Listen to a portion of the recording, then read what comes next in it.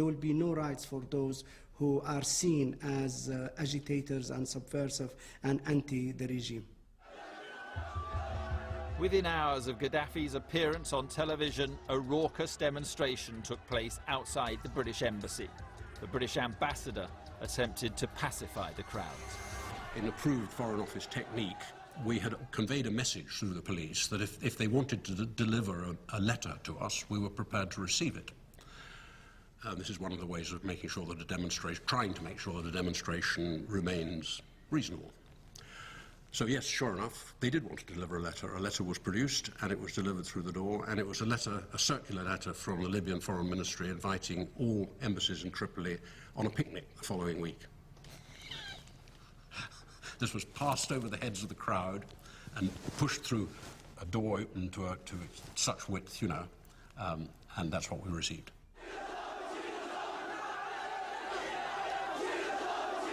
Outraged by Libya's bullying behaviour and with both embassies still under siege, Britain broke off diplomatic ties with Libya.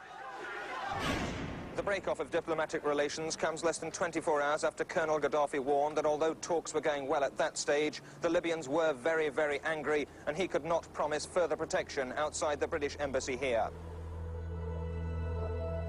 The move ratcheted up the tension between the two countries.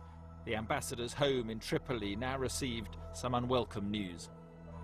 There was a nasty moment when the Spanish ambassador rang up my wife and said, "They'll burn you down, you know, they always do." But he was wrong. Yeah, we thought everything was going to work out fine, and it's really rather a disappointment. The Libyans were also angered by the ambassador's wife's enthusiasm to talk to the media. I don't think so. Eventually, they got fed up with my wife telephoning the press, and they cut off the telephone to the house. But luckily, a very nice Nigerian butler, so-called, remembered that there was a separate telephone in the changing room at the swimming pool, which was locked. But they managed to break the lock off, and so they were able to use that telephone subsequently, and the Libyans weren't wise to it.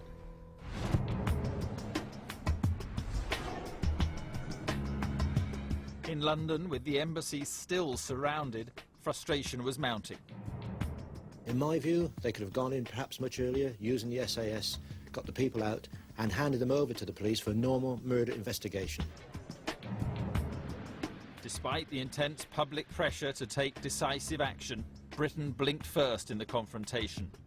The climb down began when the Libyans inside the embassy were allowed to send home 18 bags.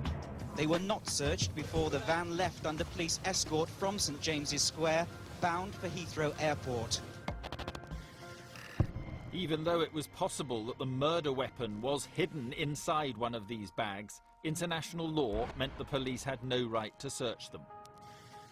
It was the first indication that international diplomacy would thwart the investigation. In a tit-for-tat agreement, the British ambassador's family left Tripoli. The day began as the embassy staff and families gathered outside the ambassador's home. 30 people left today, women and children first. The remaining 14 will go at the weekend, including the ambassador. Despite 10 days under siege, the ambassador's wife remained defiant to the end. Happy and glorious, long to reign over us, God save the Queen. Hip, hip, hooray! Back in St James's Square, the SAS was stood down, much to their disappointment. Yeah, I thought, fuck it. We should have gone in there and killed them. Should have just mopped it up. Maybe left one, I don't know, for interrogation. Then, 11 days after the murder of Yvonne Fletcher, in a moment which horrified Britain, the Libyans walked out of the embassy.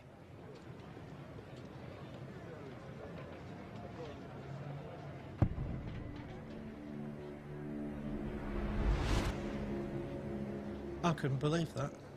I really couldn't believe it. I mean, I felt so let down. I was let down by the Metropolitan Police at that stage because they should have stormed that building. We all thought that. All the people at the police station, all those on the front line, all said that. We all agreed. I felt that this is one of those occasions when you have to suppress personal feelings of outrage because that's a natural human feeling which anybody was likely to have against the consideration of what really is in the national interest to do. As the Libyans headed home, no police officer was allowed to ask them what had happened on the day of the shooting. Just like the bags that could be holding the murder weapon, the diplomats were protected by international law. As the chanting, wailing and shouting continued, the crowd swarmed through the airport, every one of them maintaining the St. James's Square shootings had nothing to do with them. Returning home, the Libyans were given a hero's welcome. Some reporters were able to get closer to them than any policeman or Secret Service agent. Did you hear gunshots? No, there were no gunshots at all. So what was the first you knew that someone had been shot? Yeah, on telly.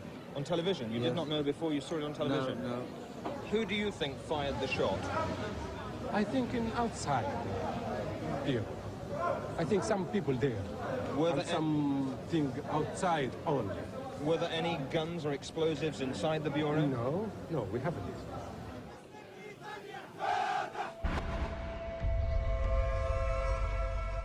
In contrast to the triumphant scenes in Libya, Salisbury Cathedral fell silent for Yvonne Fletcher's funeral. I was privileged enough to carry Yvonne's coffin at Salisbury Cathedral. I have never seen so many people at a service in my life. The cathedral was packed, not by just police officers, not by just dignitaries, but by ordinary members of the public, which proves how popular she was. For Yvonne Fletcher's family and friends, the service would mark the start of a long and painful battle for justice. And the investigation into her murder would remain shrouded in mystery for decades, until a secret report came to light. The author of the report has obviously had access to a lot of information.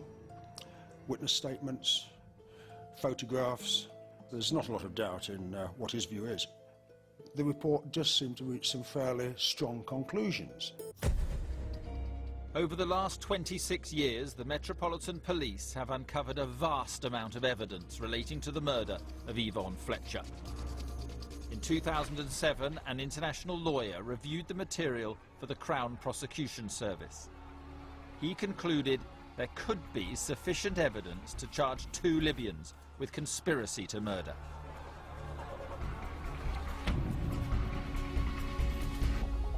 We asked a former criminal barrister and now firearms expert to review the report.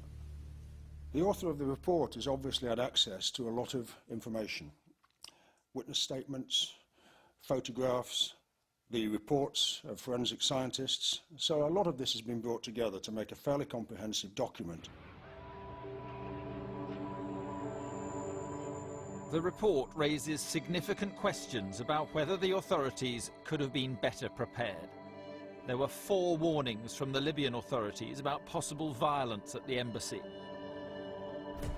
The first came in Tripoli just over 12 hours before Yvonne Fletcher was shot, when the British ambassador was called to a meeting with Libyan officials. And they told me that there was a demonstration planned for the following morning outside the Libyan office in London, and that I was to get it stopped. And I said, you must be joking. You have demonstrations outside my embassy from time to time. They're properly policed. I have no complaints. The same thing will happen in London. They said, you don't understand. This is different. This is very important. We're giving you a really serious message. You must have it stopped. After the meeting, the ambassador immediately wrote a memo to be sent to the Foreign Office. After midnight on the 16th of April by Hafiana, yet another member of the new foreign liaison.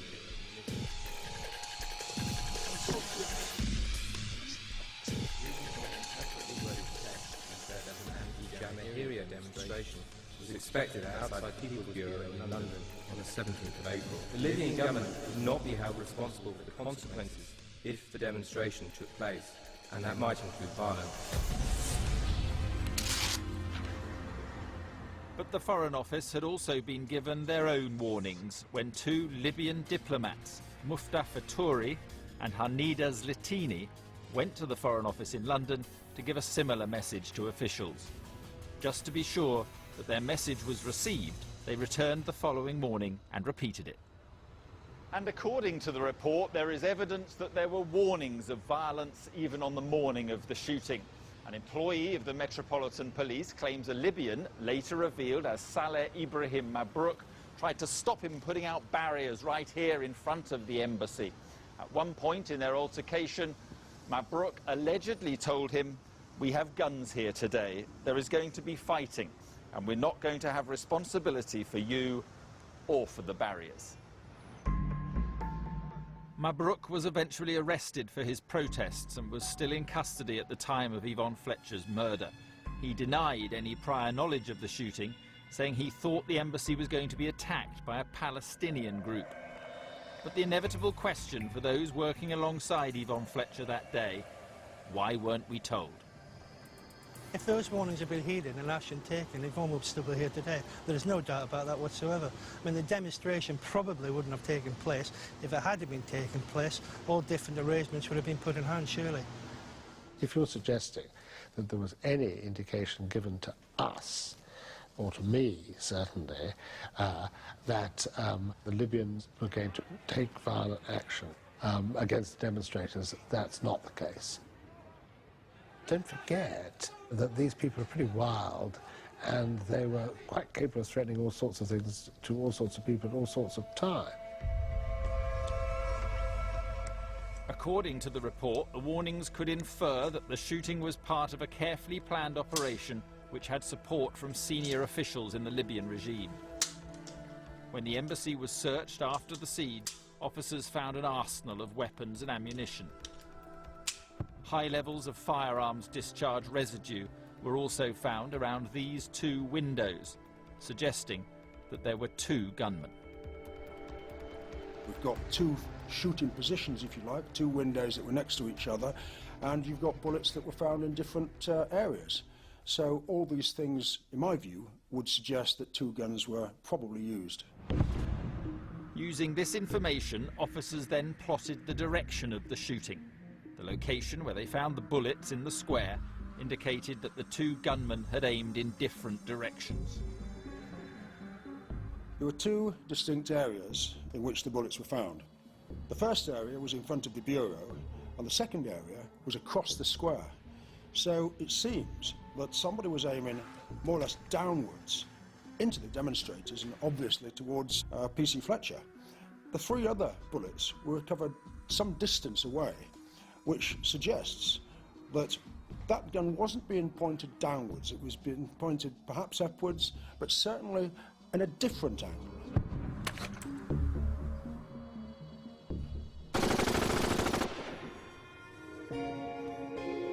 The confidential report prepared for the Crown Prosecution Service doesn't name any suspects as the gunmen. But could more have been done at the time to identify the killer? Linda Kells was working in number 3 St James's Square on the day of the murder. She thought she saw someone at the window of the embassy around 5 minutes before the shooting. The window was opened up by, he was sort of an Arab-looking man, but he wasn't a terribly swarthy Arab-looking. He had a light-colour suit on, a moustache. Yeah, I would have recognised him at the time. We showed Linda Kells photographs of some of the Libyans who were inside the embassy on the day of the shooting. Inevitably, 26 years after the event, she's unable to recall precisely who she saw. I would say any one of... Oh, so difficult, so long ago. Any one of these three. Do you think if you'd been shown those photographs nearer the time, you might have been more confident about who you saw? If I'd have seen them at the time, I'm sure I would have been more confident about which one I saw. But not now. For legal reasons, we're not able to identify the men Linda Kells singled out. While the identity of the gunman remains a mystery, the report does name 2 Libyans who, it concludes, could be charged with conspiracy to murder. Both are identified as being key members of a revolutionary committee appointed by Colonel Gaddafi. Gaddafi sent a group of students under a student visa